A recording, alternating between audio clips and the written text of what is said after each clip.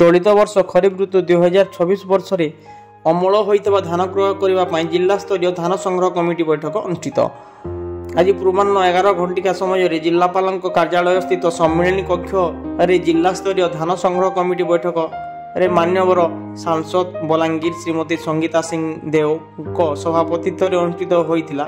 यह बैठक में बीर महाराजपुर विधायक रघुनाथ जगदल्ला, जिलापाल नूरपराज साहू, आरक्षी अधीक्षक सुवर्णपुर नारायण नायक, जिला स्तरीय धान संग्रह कमिटी सदस्य माने उपस्थित थिले।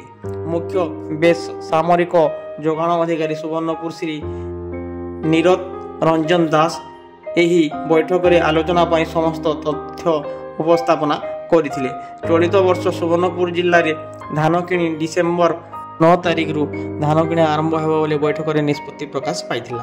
चलित वर्ष खरीफ धान विक्रय पर जिले में मोट 71,578 जन चाषी पंजीकरण करिसेंती। क्षेत्रीय जांच पर वैध घोषित चाषी संख्या 68,711 रही। मोट 104 धान क्रय केन्द्र रही, जो 71 गोटी पैक्स प्राथमिक सेवा समन्वय समिति, 30 गोटी स्वयं सहायक गोष्ठी, 3 गोटी संप्रसारण केन्द्र और 54 गोटी मिल अंशग्रहण करिथिबा जणा पड़ी। चलित वर्ष 22,32,000 क्विंटाल धान क्रय करने को सरकार द्वारा धार्य लक्ष्य दि जाइए।